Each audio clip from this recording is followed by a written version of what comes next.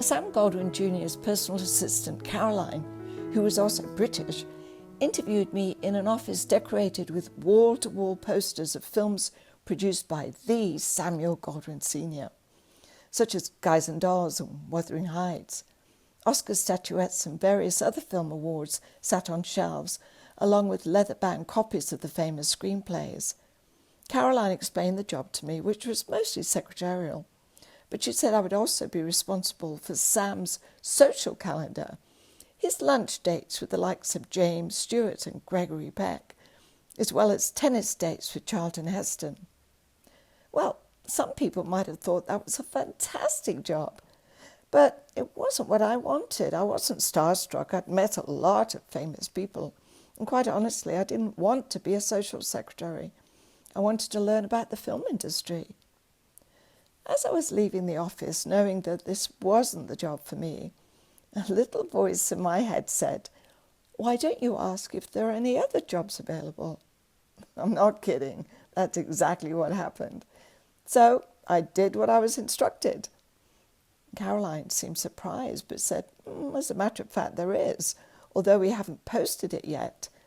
It was the position of executive assistant to the heads of marketing and acquisitions. She led me to that department, and a secretary made an appointment for me the next day. I was quite nervous sitting across from Harvard-educated Larry Jackson, the head of film acquisitions, and the head of marketing, who was Greek.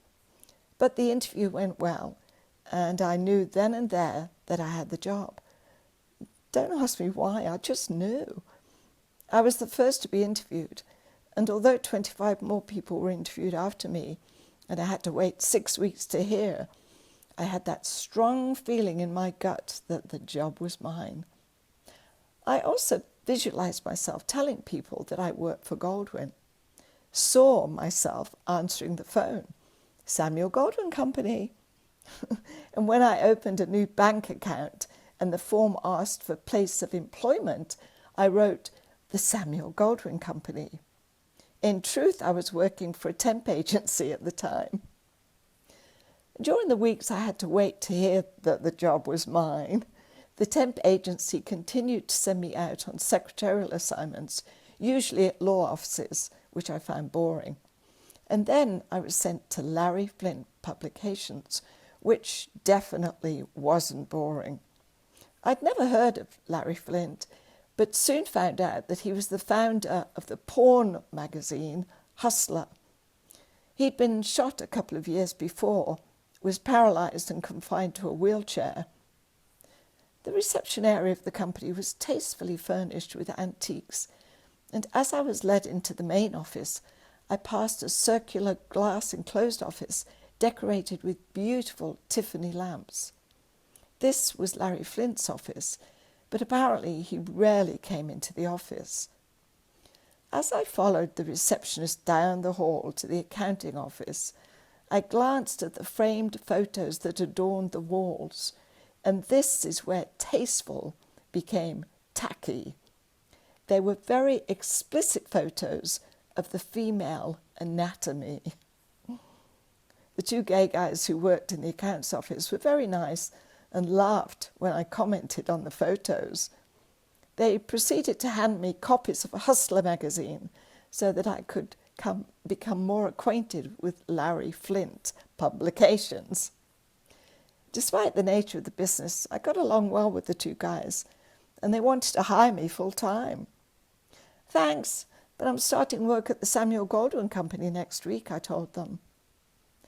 I regularly asked the agency if there was any news from Goldwyn, and they'd say, "Well, it's down to 8 applicants and you're still in the running." Then next it would be 6, then 4. Each time I told the girls at the agency that I was going to get the job, and they couldn't believe how confident I was. I'd been working at Larry Flint's company for a couple of days, and a very nicely dressed man I'd never met approached me and asked if I was interested in doing any extra work. "Oh, yes, I don't mind doing overtime," I told him.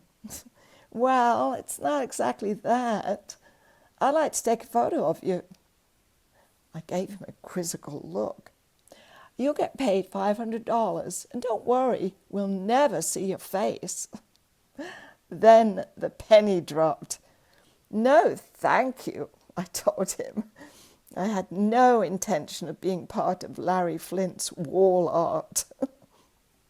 The next day, the agency called me and said, "Congratulations, you got the Goldwyn job."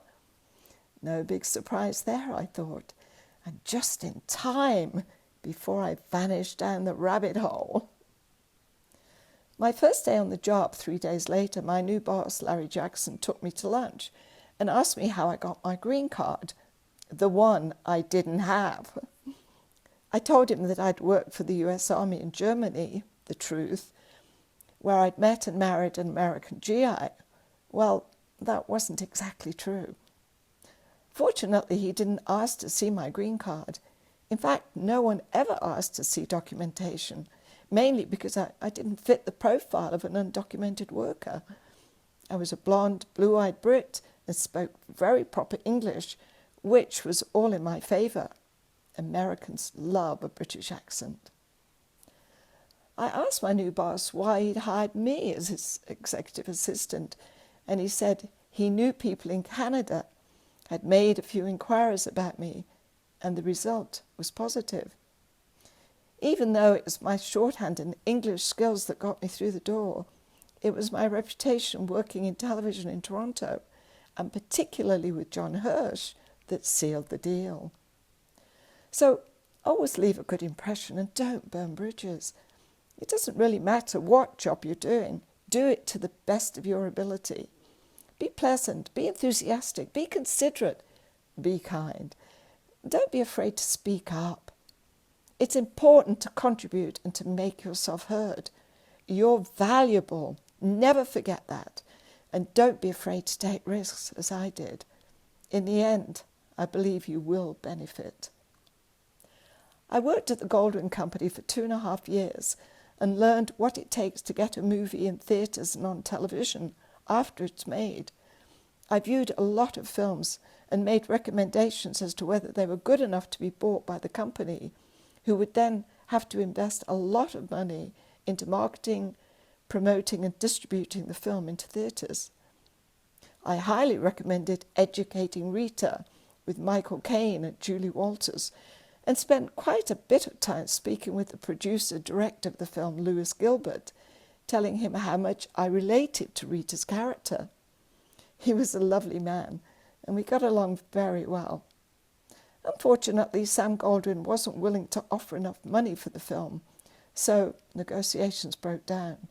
I was so annoyed, as was my boss Larry, because we knew it would be a hit and be very good for the company. I know Sam was kicking himself later. While Larry was at the Cannes Film Festival, he'd asked me to view all the outstanding videos of films that had been submitted. Usually after 5 or 10 minutes, I'd know whether the film was good or not. I opened one video case and saw a printed cast list along with the video.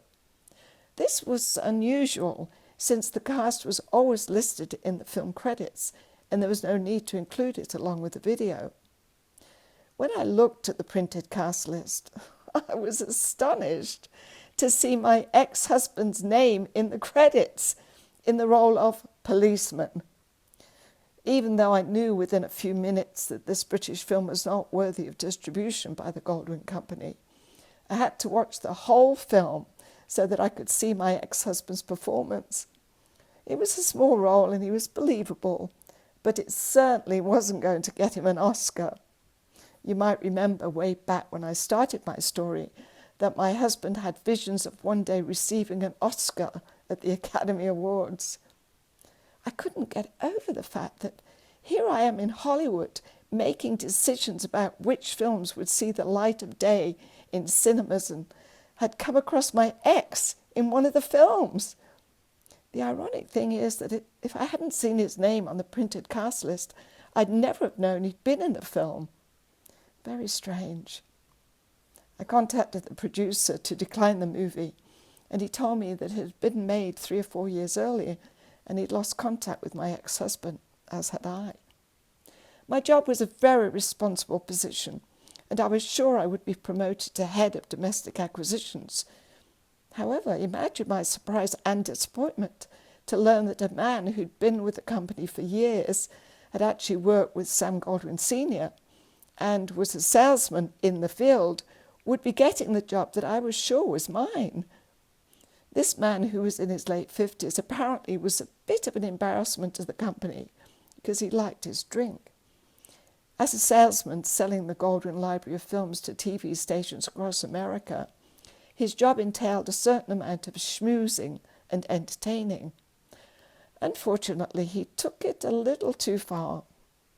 Sam Godwin Jr. didn't want to fire him, so he was brought into the office to take my job. I actually had to sit down with this lovely man and explain the job to him. He apologized profusely.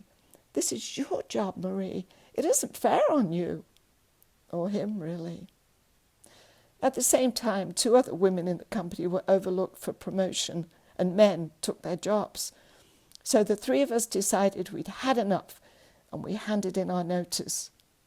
A gutsy thing to do, you might say, but it was about self-respect and showing that we weren't willing to be treated as second-class citizens. We were standing up for ourselves. We were being strong, and yes, taking a risk. But when you jump, you have to believe there will always be a parachute. Next time, David Guest, old Hollywood stars, and the Jacksons. Thanks for listening.